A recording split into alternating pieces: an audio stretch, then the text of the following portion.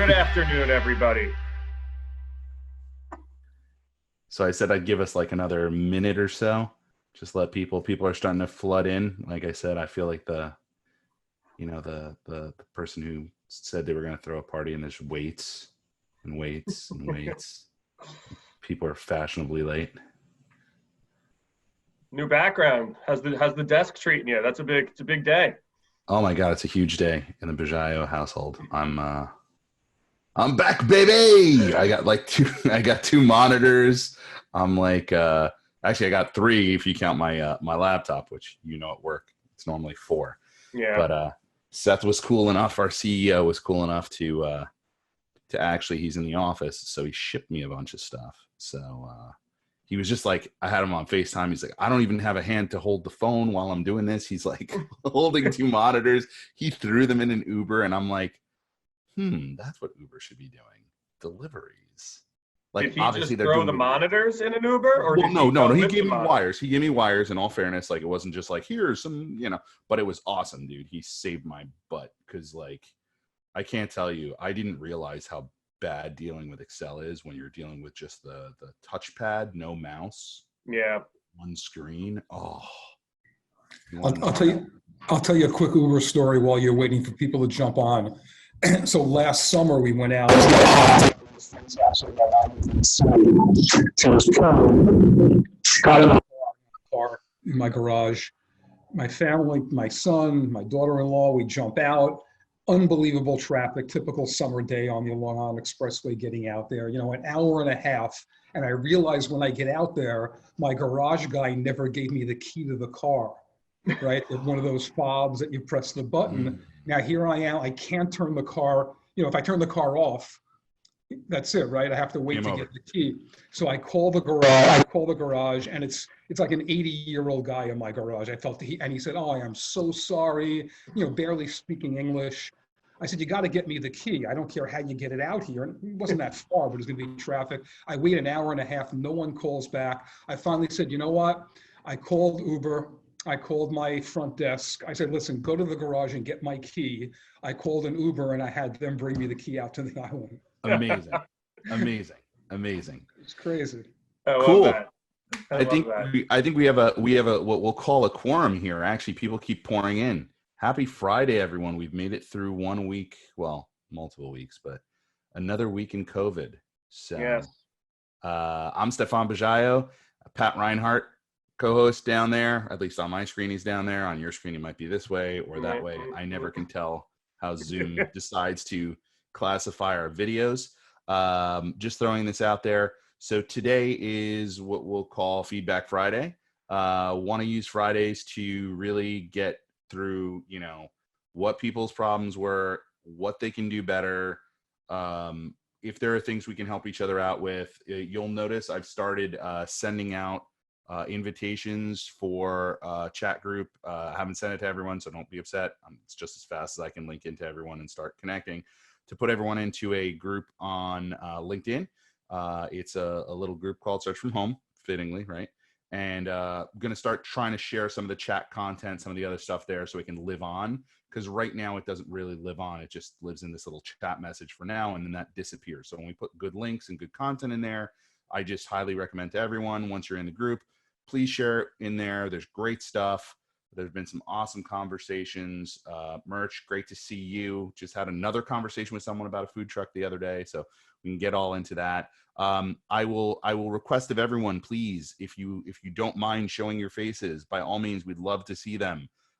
Nothing personal. If you want to stay off camera, you can absolutely do that. But this session especially is really about interacting. So the more faces we have, plus when you want to ask a question, we actually can see that you're like raising your hand or you're about to go off mute, so everyone doesn't just, crowd like 15 kids in 8-year-olds on a soccer ball on a field, right? Or maybe it's like 5-year-olds. I don't know. I'm having a kid, but hopefully she plays soccer. I have no idea. Anyway, so kicking that off, I've seen that no one has taken me up on adding themselves to the video chat, or at least maybe I'm not doing it right on my screen. Now that I have multiple screens, I'll be able to move this thing around, which should make life a little bit easier. Pat, how'd you get through the first full week? Is this the first full week? No, this is the second full week. I actually think, like, it's funny because, the first week was crazy. You know what I mean? Like, I feel like last week, I didn't think I could work any more than I already had worked. And I was totally wrong last week. I was working like a dog because we had to do so many different things. And then this week, Monday was a little wacky. Tuesday was a little less wacky. And then, Wednesday really started to feel like just a normal day of work again, just from home, and here we are on the Friday. And I actually feel like, my schedule isn't all over the place. Like, it's been like I was double, triple, quadruple booked at times, the previous, 7 or 8 days. And, here I am on the second Friday that I've been home, the second full week. And I feel like things are a little bit back to normal. I mean, we're seeing some positive things in the news. We're not seeing total meltdowns. My kids seem to be normal, normalizing. They're getting into their Google Classroom, and they're doing that, and that seems to be going okay. So I feel pretty good. I feel a lot better than I did last Friday, because I think last Friday I was just ready. I was going to like collapse because I was just so tired just from everything and just like running around and getting everything together. But I feel very, very good today, and I feel normal. I mean, this isn't, and I think that this is going to be the new normal, going forward for a lot of people. I think when we get back into the office, whenever that is, I think that, we're going to see some swift changes to a lot of work from home policies. And so I think that that's something that, I'm looking forward to. But yeah, but I feel pretty good today. How about you?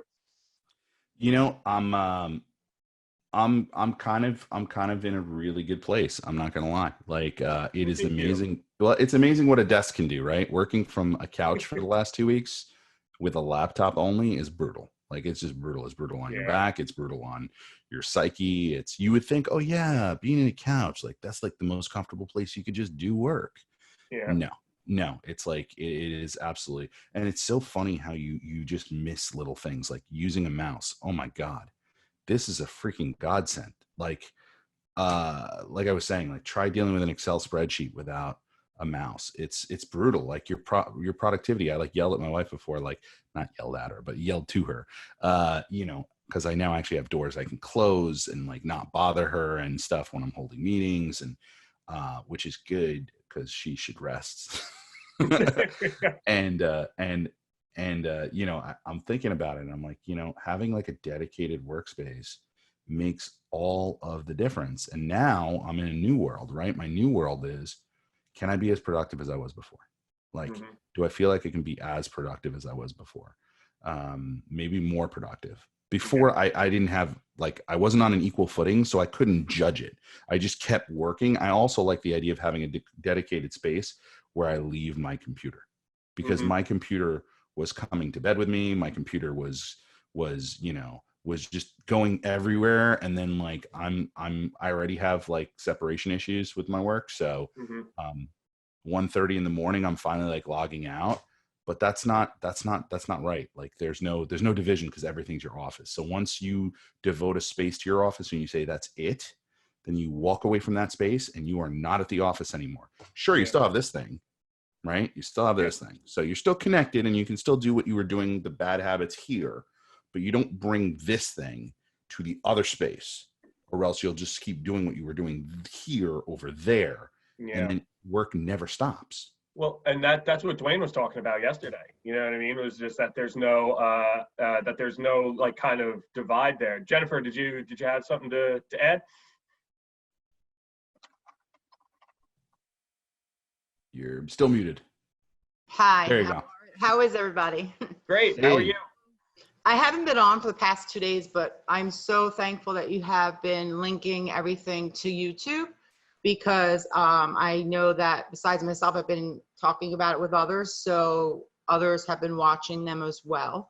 And I really enjoyed your comment, because I really feel laughter is the best medicine. I'm in Florida, and I have to say, I moved here from New York, I moved out of New York in 2006 and came down here. And when you guys commented about the fact of everybody down here on the beach, for spring break, I was laughing watching the replay, because it was so true, like, and then they're traveling back. So, but I wanted to bring up the point, Stephan, that you just said about because I feel like I live on my computer. I am very, very into neuroscience and the study of the brain and looking at stats, and love research. I've become more into research with mental health. And so self-care is really important. And right now, with what's going on with COVID-19, you're going to be starting to see a lot of mental health spikes because of, even with children. What I wanted to share and with all of you today, and you know, as I say, use it or lose it. That's my famous line.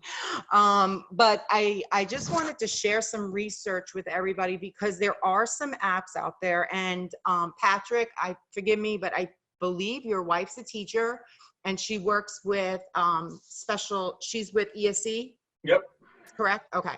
My daughter has autism, so I'm very familiar, you know, with kids all over the spectrum and what have you. But I wanted to share some apps that research has proven to be very healthy for adults at a time like this, as well as kids. They have found for PTSD, which is post-traumatic stress disorder, which a lot of people will probably go through, someone in a small business, after the aftermath.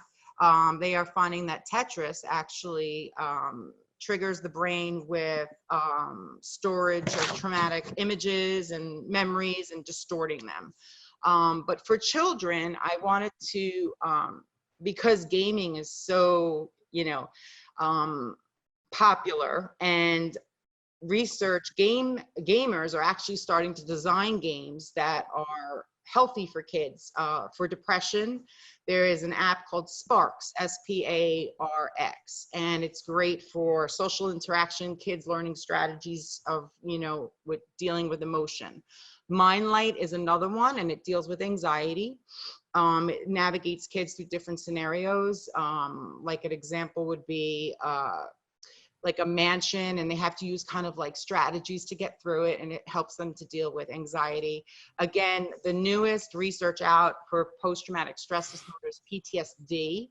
And again, because I am really into neuroscience research, this is like really interesting to me. And of course, because of COVID-19 and all of the effects that will eventually happen. Because if you look back at stats, mental health has become huge. Adolescents, adults, I've worked in a psychiatric hospital, so in admissions, I can tell you, addiction, scientists are looking, and gamers are looking to actually produce games that help, they're called therapeutic apps. That's the classification, therapeutic apps to use, you know, with CBT, you know, cognitive therapy, behavioral therapy. Yeah, absolutely. And I know that the other day you had somebody on that is someone that helps people transform lives. I don't know her name. Right. Yeah. So, I mean, I know this would probably be some valuable information with her clients as well. So I just wanted to, I know you guys, you know, I don't know what industry everybody is in, but I just wanted to share that. No, that's great. In fact, that's great. We'll make sure to get you into the, you know, what would be cool is if you build a list of those. So obviously content, right? Yeah. Okay. So if you have a list, maybe a Google Doc that you give people access to. You should know me by now, of course. Okay. You're right. So a Google Doc, I'll get you in the LinkedIn group. By all means, share it there. Okay. If people want to add to that, or, you know, you can keep it so it's non-editable or editable, depending on how you want it. Yeah, I think that actually brings up a really good point, which I'd like everyone to kind of think about as we go into the weekend. I don't know what you're supposed to search to find all the, and this sounds weird, and don't think of it as callous, just all the now free or now available to you things that are out there. Not, what do you mean? Like divided up into types, right? Like there are so many apps and so many things that are now giving you access to stuff. You have, as a consumer, a tremendous amount of choice. The problem is you have to intersect with that messaging, right? Which is actually what we do as marketers, right? We try and put that message out and we try to get it intersected with people. But I'm not seeing the aggregation of those things beyond just individuals sending out lists, or HR companies sending out. I'm not seeing a website that aggregates it. I'm sure it wouldn't rank for COVID-19 free stuff. It also really cheapens it if, God forbid, you were to do that. But I think it's in like dribs and drabs in different places. It would be awesome if we could compile the index of that information for people, because, you know, there are experts in all fields that have access to now providing things at no cost to individuals to help them through whatever their challenges are, whether you're a parenting expert, whether you're, you know, obviously dealing with kids and work from home situations, even just productivity in general. And then everything. Like, it's funny, Apple did it. Did you guys notice that? Anyone who's got an Apple phone, did you guys go to the App Store recently? They actually started classifying their apps into groups dealing with COVID-19. Like, here's all the news apps for it. Here's all the productivity apps. So they kind of like reframe their stuff to be like, if you want to, which is a really good point about content, right? You don't always have to build new content. Sometimes you just have to build it in a different way and frame it differently so that it can now be applicable to the problem we're facing. And I think that as marketers, like, is a really good thing to think about. Yeah, interesting. Yeah, you can see in the App Store they have Stay Informed, and it has like the CDC app, and like, you know, all news apps, Learn from Home, Stream Yourself, At Home with the Kids, guided meditations, Work Out at Home, messaging apps, Cook at Home. So everything that you can do. That's interesting. That's a good way of doing it, just to get people to understand what falls into what. Because I would imagine, especially like you know, like learning from home or things like that, I would imagine, especially folks. So my you know, my Stephan, as you know, my 3-year-old son doesn't talk yet, and so he's not getting his speech therapy right now and his occupational therapy like he does at his school.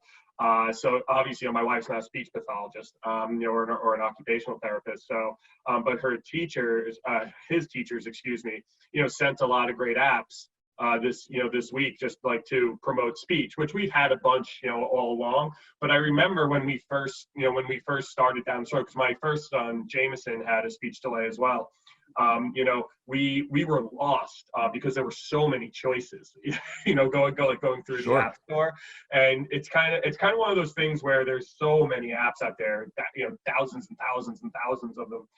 You know, how do you know you're using a good one? Do you hope to get lucky? But, you know, it's a daunting task, you know, going out there and trying to find something that you think will be valuable to your son. And I remember my wife did a tremendous amount of research into these apps, and just looking at what people were suggesting, things of that nature.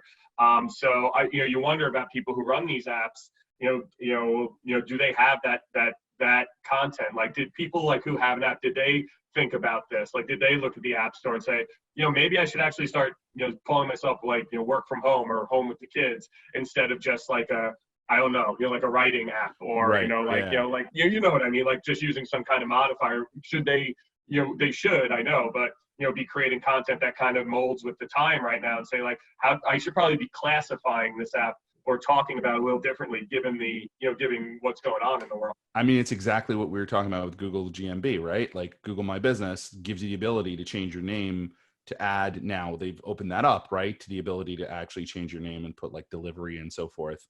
Now, as Dwayne was saying, I think they can only monitor so much, which is why like reviews and so forth got shut down for now.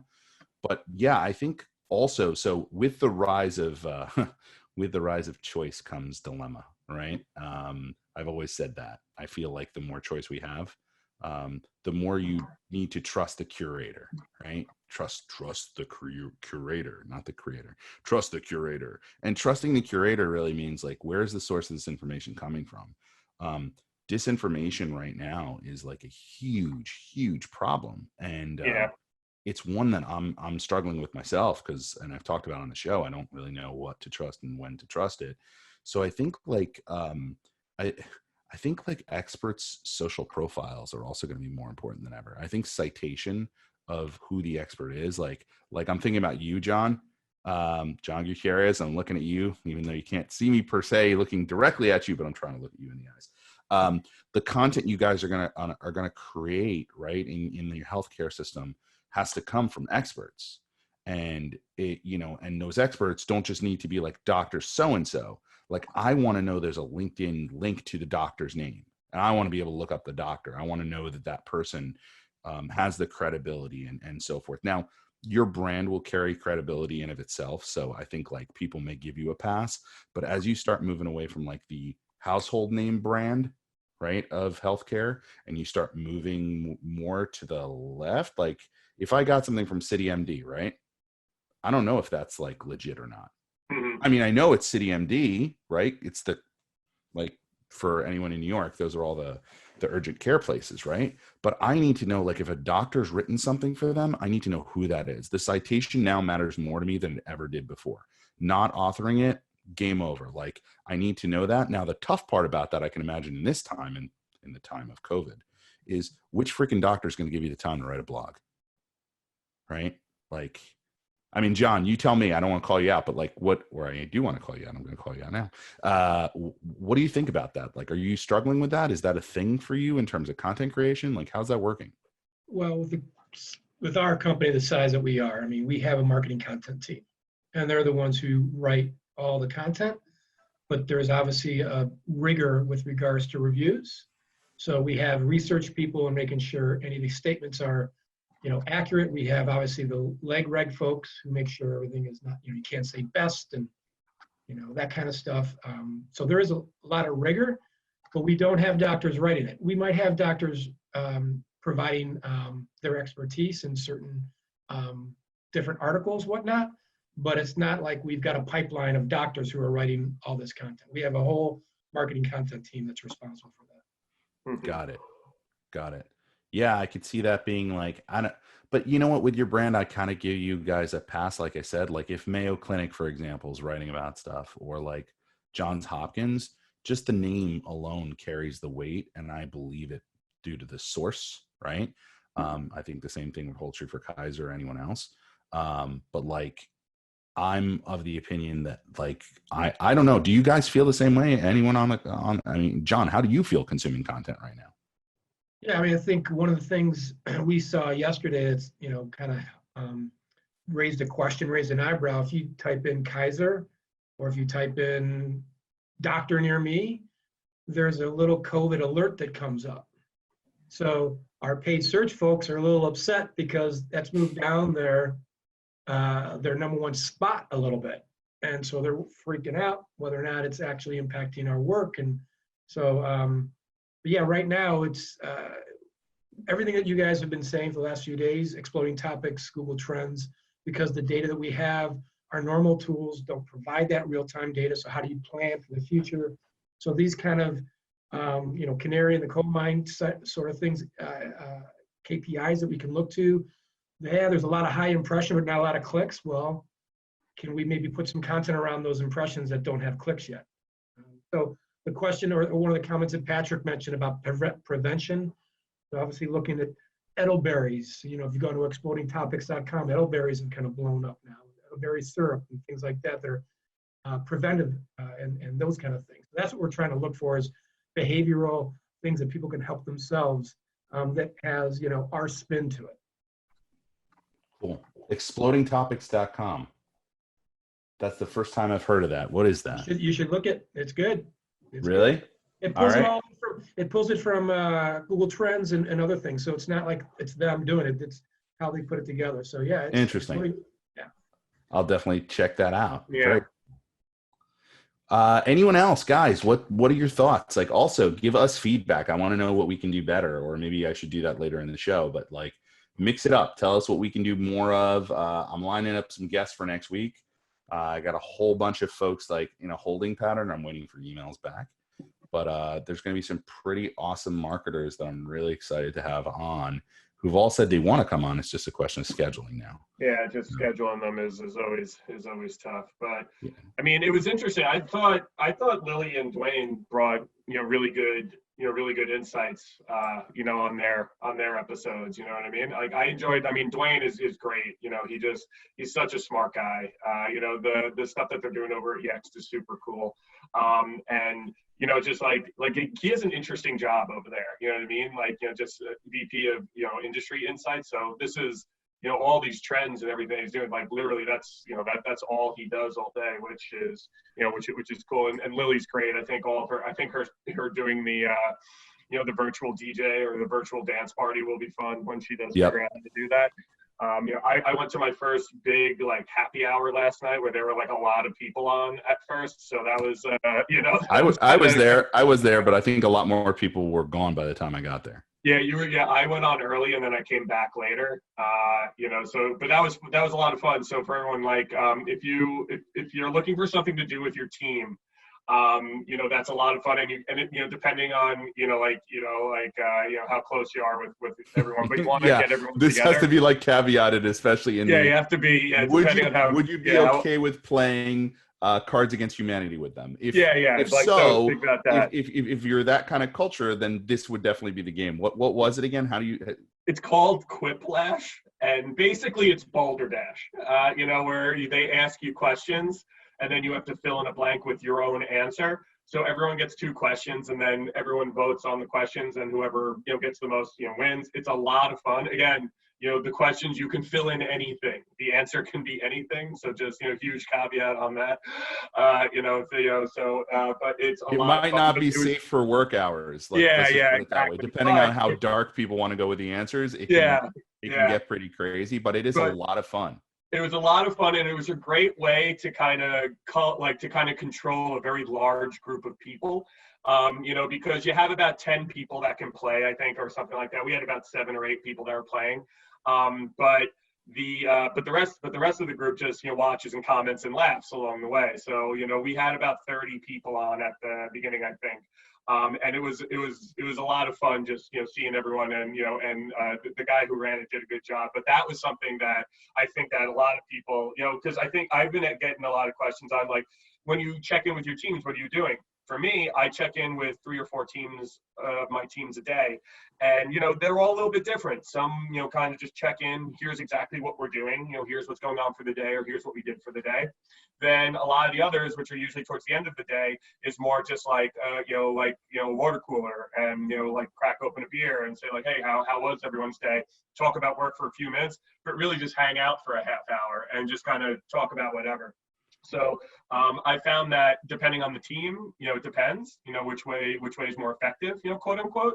But I thought that Quiplash game was a lot of fun to play with a large group. Again, if you're all really comfortable with one another.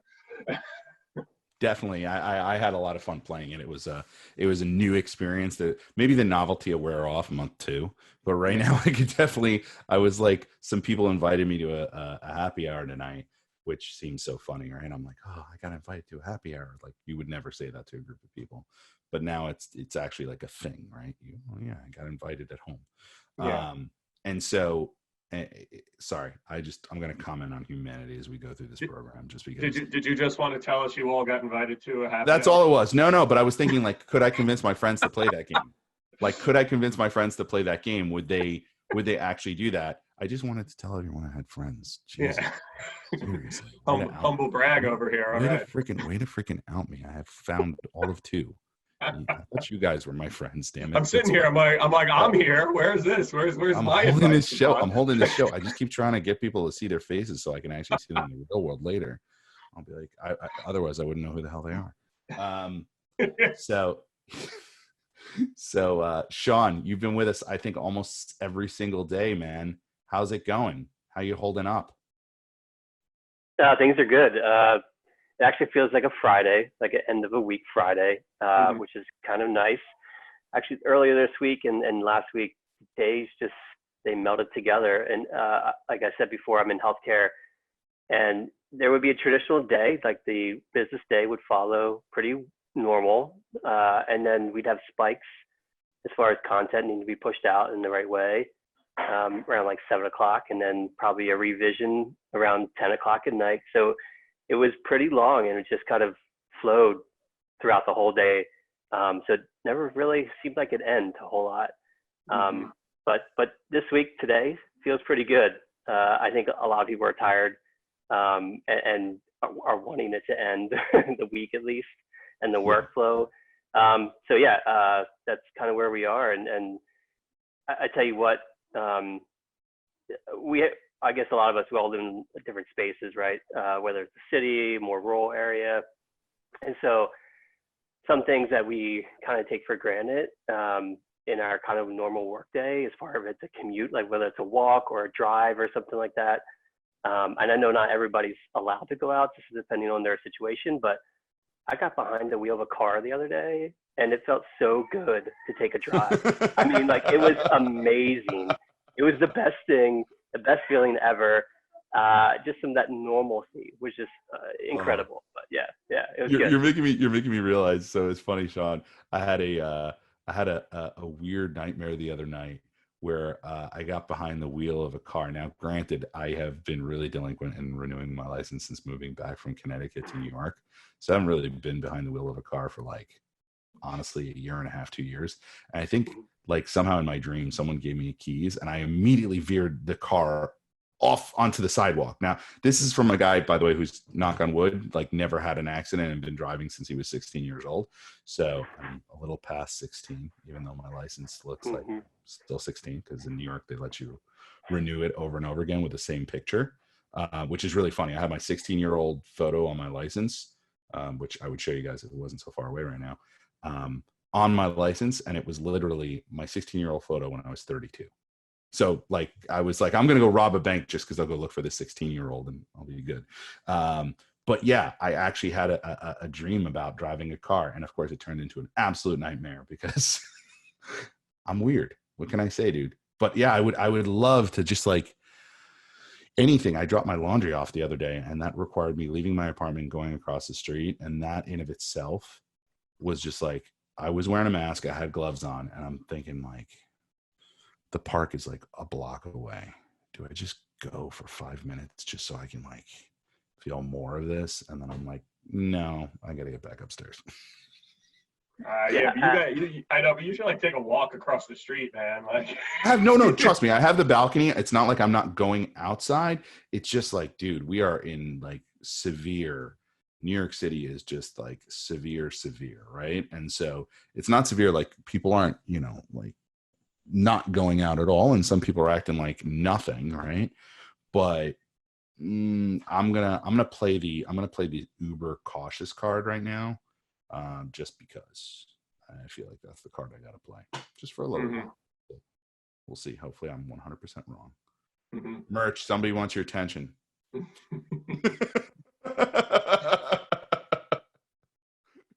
There you go. Hey, dude. Say hi, Adler. This is Dad's friends. And by friends, I mean just someone I know, and he's now my friend. This is the man that has no friends. Yes, I have no friends. Unless I can count you among them. I'm just trying, man. Oh, I was gonna chime in and say, once you have a kid, that is your friend.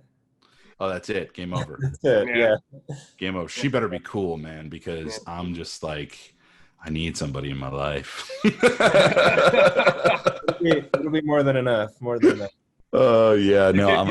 You can have Declan for a week, Stephan. Dude, no, you know, I was actually thinking about this last night, and not to be too depressing about it, but I'm like, man, if this thing really lasts, because my wife's not due until end of June, like, if this thing really lasts, does, like, my kid, like, meet other kids for the first year, or, like, is she, like, confined to, you know, like, that must be so weird for any child that was born at the beginning of this thing. If it lasts for, like, 6 months, that kid is not having a play date or seeing another. Now, maybe it doesn't matter, because when you're 0 to 6 months, what are you going to remember from that time, right? But, like, I also think about how I might have screwed up my dog by not socializing it enough at the beginning.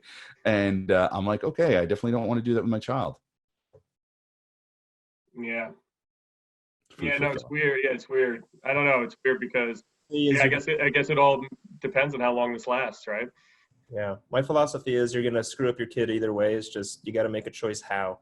Yeah, and how many degrees are you going to? You know, it's really correct. And it all comes back to you in therapy bills later, right? I've heard. So it's like, yeah, there's a $529 for the college fund, and then there should be like a $5 for the therapy bills, which in New York, none of them are covered, and they're all, like, you know, ridiculous sums of money per week. So yeah, that's almost like a college fund. Let me tell you. Exactly. No, absolutely. But yeah, Cool. I mean, I'm pretty. I feel it feels like a normal Friday today. You know what I mean? I It know a does. couple of other folks, like Sean, you mentioned it before, and like it feels like a normal Friday today. You know, I don't feel this like last Friday. I was just like, I know I'm gonna have to work this weekend. You know what I mean? Just to get everything done. And this one, you know, we're coasting into the weekend. I'm you know just going back and forth with a lot of people, just wrapping things up for the week. And I feel really good. Feel super positive. Yeah, it's funny. I saw a funny. I'll put this into the LinkedIn channel too. I haven't gotten to the point where I can actually do that live while doing this. I'm still getting used to multiple screens again, guys. Like a mouse is so wonderful. But there's a funny photo of like, what are your plans for the weekend? And it's just a drawing of an apartment. It's like bedroom, living room. It just has the schematic of your. It's like things I'll do this weekend. Because that's pretty much it. Yeah, I'm hoping to like actually not do too much work. I'm excited by having 2 screens now, 3 screens, and I feel like I got some Excel work I got to get into, some keyword research that I've been dying to do because I'm a geek. So there's some industries I really want to look into. Obviously, there's the teleconferencing industry. I want to look into all those keywords. Mm-hmm.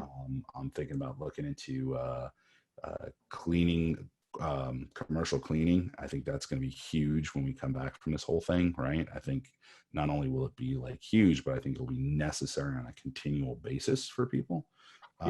Looking into a lot of different things that I think are going to be like what happens afterwards. You know, I'm trying to predict almost what's going to happen. Speaking of which, if you watched CNN last night, Bill Gates was on with Anderson Cooper and Dr. Sanjay Gupta.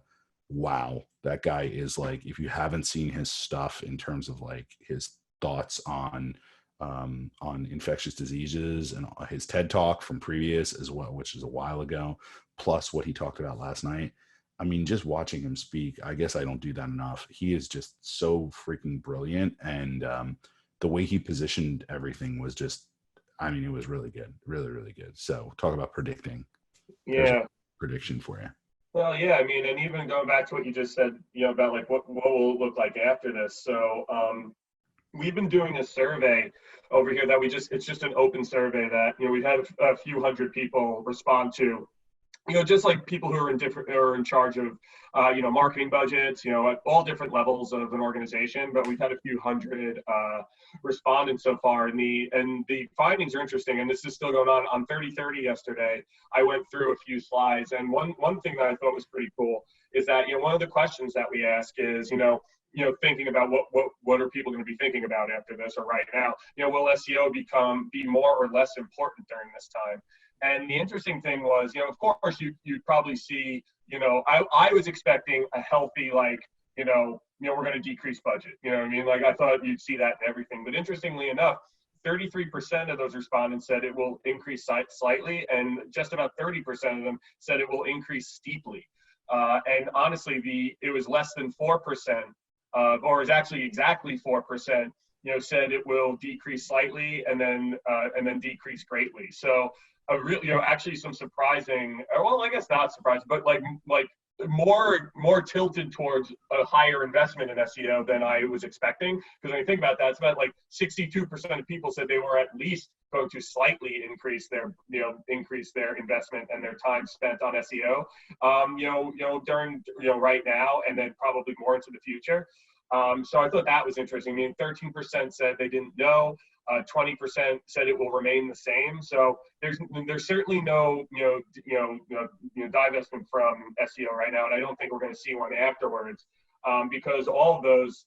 Because then even going further from that, you know, a lot of them said that they were going to specifically invest more in lower cost channels like SEO, because I think they're all realizing that had they planted those trees a long time ago, you know. So it was interesting because I thought I was going to see 30% say, of course, we're going to slash budget and fire people. I was completely ready for that to be a third of the responses, but less, 4% said that they were going to decrease, slightly or greatly, which that's pretty good, and then the lion's share of it said that they're going to invest more. Yeah, I mean, listen, I think it depends on the industry, right? Like, Yeah. you guys saw those numbers. They were crazy, the unemployment numbers, and they spiked like nuts, right? And so, but a lot of that breakdown was supposedly due to restaurant and hotel. And so then the question is like, okay, is the restaurant going out of business for good? Is it restaurant chains, right? Is it the larger stuff, or hotel chains, or are we talking boutique hotels that won't make it through? So I'm very interested in understanding like that information broken down by the industry, because if you're sitting at Zoom, I'm thinking you should be completely doubling down, tripling down on that stuff. It's funny. I was on a small business forum last night before I came to the happy hour, right? And it was like this, and we were hanging out, and I'm listening to these guys who have 2-people agencies and 5-person agencies and video producers and some other stuff, and they're talking about how their business is going to make it through. They're talking about essential versus non-essential. Can we go out and shoot video? And as they're going through this, one of them was describing their clients. And as you started really thinking about each client that they were dealing with, it was really all about reframing the content in many cases. Like, the client didn't have to stop. The client just needed to think differently. Now, listen, there are certain clients that have to stop. Like, merch does not have budget right now in their stuff to go spend, right? When we are cut to zero, like, we cannot do anything. That I'll give you, right? But for the companies that are like, yeah, we're just going to pause spending entirely on anything new, to me, especially, that becomes like worrisome, because I think you got to trust your people. I think you have to say anything above X price now has to go through a process of approval and so forth. I think you have to have tighter procurement processes. I think you have to have more rigorous like legal and stuff. But I also think there are a lot of companies out there right now that are going to be providing new technologies and things you haven't used before that companies should probably be using. And like, I was just thinking about this too. Like, do you know, I think people will get judged in the future based on the quality of their video. Like, I actually think that if this was to continue, like, I've never thought about what are the megapixels in my freaking camera that's on my laptop, right? But now you see some people have really like crisp looking shots, and some that are not so good at all. And some of it's lighting, and then some of it's actually the camera itself. Well, I was just told about a little thing you can plug in, which I might buy, that actually lets you use an SLR camera. And I have an SLR camera sitting there, and I can absolutely have an SLR camera pointed at me, and that's going to be really crisp and really good. And I'm not promising it to everyone, and probably it's not a good thing anyway. I need to shave, so we'll hold off on that for now. Stephan in HD. No, I mean, it'll be like I said, I'll be like, Captain Caveman, and I'll have all my hair, and then somewhere in there, if I can just get beard oil for my whole head, because that'll be how long my. But yeah, I'm thinking like there's some stuff, audio quality is another thing, right? How much does it cost me? You don't have to get the boom mic and whatever, but this wasn't a fortune, right? And if we're going to do this all the time, I think like 6 months, I've been told that this desk by my wife is only allowed to be here for so long because this is supposed to be the nursery. So I'm going to get booted, and I don't know where it goes. And I'm scared. She always reminds me, even last night, she's like, the desk came, but just remember it's going to leave at some point. I'm like, all right. The desk is going to be out in your balcony, man. Dude, I will take this to my bedroom. I'm like, I need this thing now. Now this is my lifeline to all of you and work. There's no way. I'm sure that's what Stephanie wants, is for you to shove that desk into your bedroom. This is why I'm behind closed doors. She can't hear me say this anymore, and she doesn't watch the show, so we're good. As long as you guys don't all rat me out, we're okay. I'm looking at you, John. I don't know. He's gonna he's gonna like, what's your wife's name? Stephanie? Yeah, Stephanie and Stephan Bajaio. It's pretty easy. So yeah, no one out me, please. But hey, Rachel's on, and I don't see her on. Hopefully, Rachel, you're good. I know you've had a really tough week. We talked earlier. You cool to get on? Share a little bit. See how you're doing.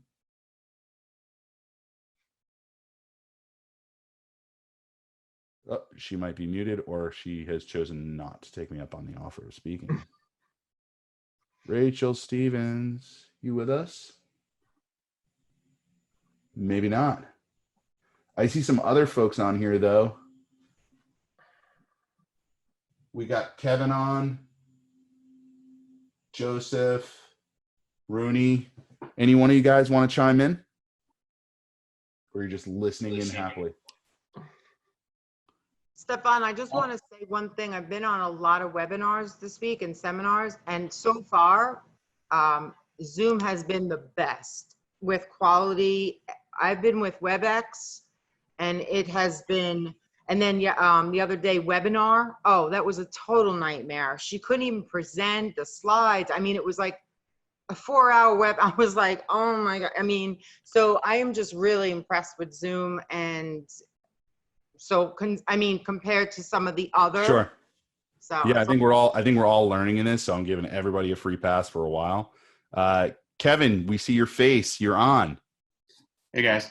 How's it going? I'm kind of doing a little work and on a call for a little while there too. So I just wanted to comment a little bit on what we were just previously talking about, Sure. that perspective of, how we're handling these businesses right now and the pausing of campaigns right now. And that's Sure. something that my team is experiencing right now. We work primarily within smaller businesses, a lot of multifamily, where right now everyone's being hit really, really hard. So they are looking to cut spend. And we're positioning ourselves as a true partner for these businesses. Good. How can we best help them at this point? So in terms of pausing services, or are we just decreasing what their actual spend is and still providing the service for them? Creating a sense of loyalty amongst our customer base is a tack that we're really taking, and a tack that we're really approaching to build our brand and the respect for our brand right now. So I think that's something important to consider as well during this time. Not just what can we do in this present moment, continuing that look into the future for what we already have established, knowing that if we're continuing to do quality work for these people, when they are back on their feet, they'll come back. So that's a big consideration for us too. But I like the future sort of talk that you're bringing up as well. I kind of have that same thought process in terms of people are going to be coming back and they're going to need to show that they're present again. If they're out of work right now or they're out of business right now, can we fill that gap in the meantime by repositioning content, or can we help reposition their content to show what they can do for their customer base when they're coming back? So that's just kind of the thought process that I'm in right now, but it's a trying time for all of us. And I think we just have to stay diligent and provide the best value that we can. Great points, Kevin. I'm right there with you, dude. I think that's, I agree with you. If, you know what, like you can't help someone that you've lost completely as a client.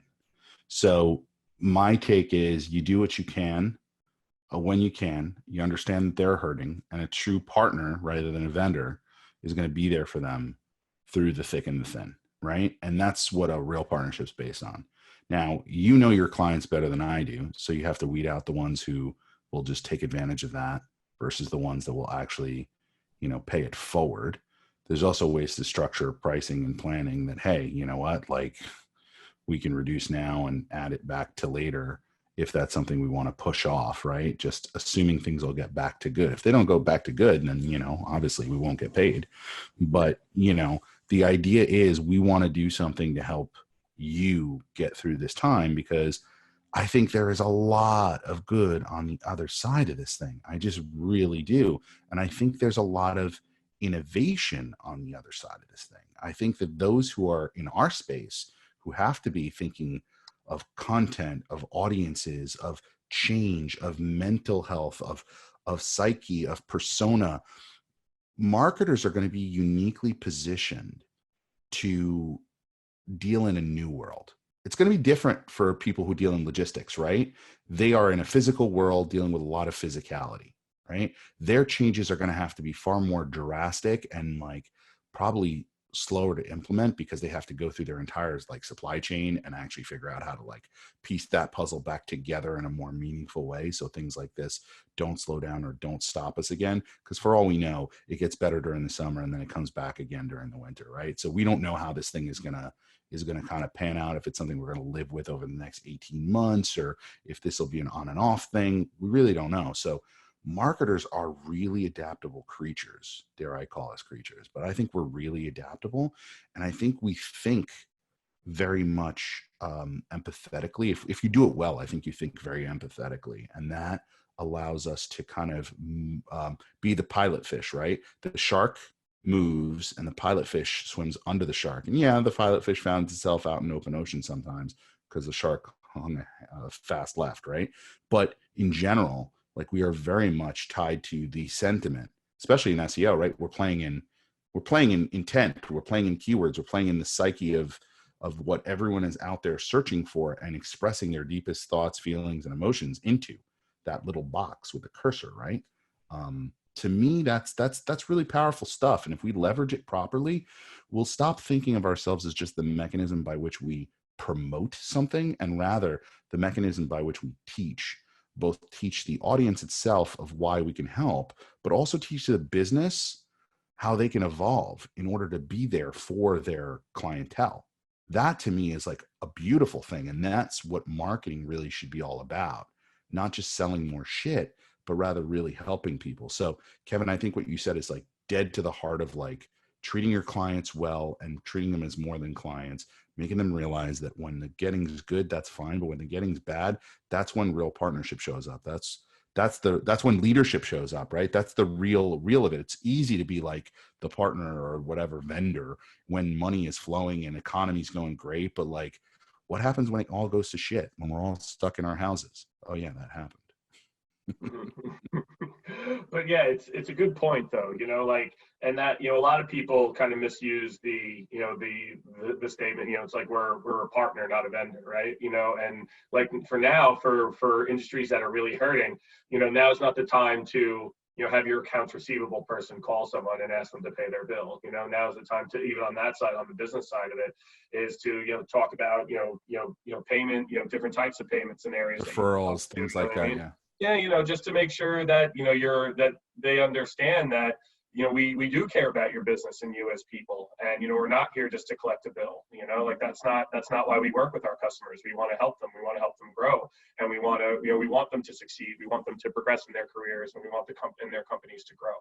So I think it's a very valid point that, like, it'll be interesting to see which companies, kind of stick true to that, if that's like part of their mission, because I know, like, and depending on the industry, of course, it'll be interesting to see how people handle that aspect of it.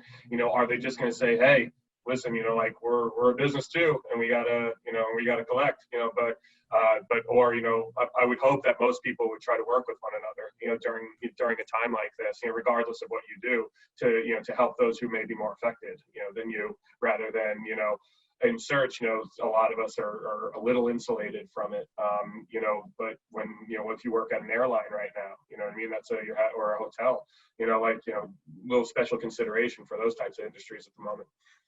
But they'll come back also. Like, they'll come back. They'll come roaring back.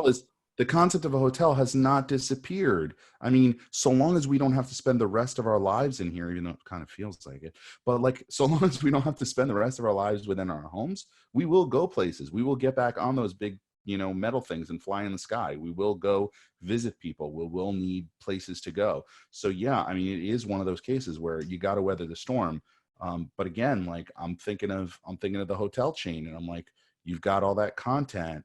I'm thinking of all the companies that have all of this content that's been languishing there, like video content, especially. If you have a library of video content and you haven't like deployed it yet, gotten like 5 editors to just bang through it and get all this content out. I mean, right now, what's so funny is, like, think about this. Right now, every single content provider, or at least it seems, is creating their own app, right? Disney just took their app live, Peacock for NBC Universal, all these other things, right?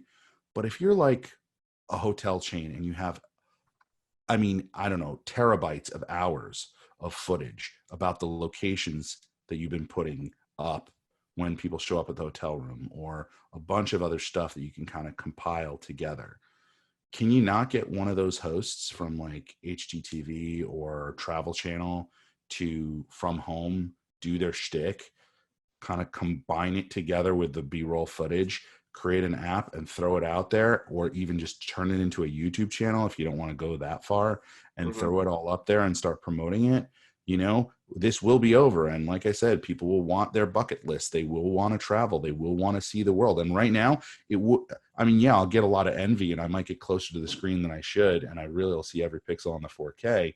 But man, you know, I know Spain is hurting right now, but if you were showing me beautiful shots of like Milan rather than like morgues and ice skating rinks, I sure as hell would like that. And I would probably watch it to decompress and think about how I want to go there someday and put that on my list, because you know what? I think people are going to get antsy to travel after this too.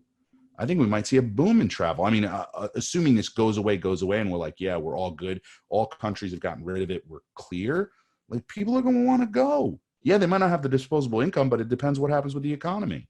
So don't bank on the idea it's all going to shut down. Like, that's the scarier part, is I feel like businesses are freezing out of fear instead of like, or some of them are, when they really shouldn't be. Like, they should be jumping. Now's the time. I think everyone has to realize that all these industries and these businesses will come roaring back, you know, and it's one of those things where it's just, when you're in survival mode, you know, which we're all in right now, that doesn't mean that it's over. It just means you just got to get through it. You know what I mean? So, and I think that's totally fair. You know, fair thing to say, and something that we all should, you know, kind of have faith in, is that this will come roaring back, and we will. I agree with you, Stephan. I think there's a lot of good on the other side of this, you know, that we'll all experience. And I mean, I don't think it's going to last nearly as long as you mentioned before. But you know, it's certainly something that we'll have to live with for a while.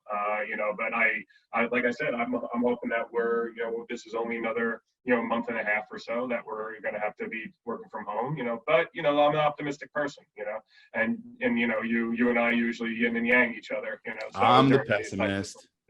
So, which is why dude, people were at a watering hole in Austin like yesterday, the day before. Did you see this? They called it a watering. A what? Water. I use my antiquated statements. No, like some kind of like a pond or whatever. Like, you want to talk about social distancing? There was no social distancing. There's photos of it. I'll put it up. Anyway, it was crazy, dude. And that's the day before they go under lockdown. They haven't even been in our situation yet. So I'm like, if this thing just keeps rolling and rolling and rolling, man, I don't know. But either way, don't want to end on that note. I'd say the following. One, thank you guys all so much for your attendance and being a part of this group. By all means, please share it with others, get other marketers in here, want to get a diaspora of thought and intention and ideas. If you have ideas for guests that we should have on, please direct message me.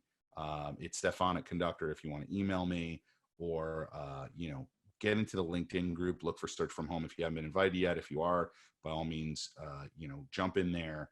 I want that to become a collaborative group, a place where we can share stuff. Merch, you shared some great stuff via email with me last night about the GoFundMe for food trucks and so forth. Funny enough, I spoke to a small business owner who had a food truck yesterday, brought you up. They'd heard of your company, and he had not thought about the idea of like bringing a truck to a place. He had a Costco idea. I'll talk to you about it later. It was actually pretty good, and they're going to execute on it. So yeah, I would highly recommend everyone just get ideas in there if you don't mind. If you have 2 minutes over the weekend or before the weekend today, hit up in there, throw some ideas, interesting articles, things you've read. Jennifer, hoping to see that long list of potential apps. I want to make it a really useful place. We want to make it a really useful place for people to be. So really, thank you guys all so much. It's like beyond heartwarming to see. Yeah. And help us make this really useful for you. If we can bring data research, bring data and research to the call. If you cross paths with stuff, bring it. You know what an impacted industry is. I see Sean putting his finger up. Yeah, one thing before I just wanted to share a success story while we were actually on the call here. John brought up that the website about exploding topics. I went on it, saw that there was a topic that relates to our business. I went back to our video archive that we have. There's some videos in there that were performing well. Changed a few things around on the titling and description, and now it's ranking in Google or YouTube search at number 5. So sweet. That's awesome. Like a good thing. Check it out. If there's some success out there, definitely keep with it, guys. Awesome. Thank you, Sean. So yeah, please, by all means, guys, bring your thoughts, bring your feelings, bring stuff. Want to make this as useful as possible. I got some really cool guests lined up. Stay tuned for that. I will be shooting those out both on LinkedIn and in the LinkedIn group. Hopefully I'll have a bunch of emails back from them telling me what days they're coming on, but it's going to be really cool. I'm looking forward to it. Thank you guys all so much. Have a wonderful weekend. Have a great weekend, everyone. Thanks. Thanks, guys.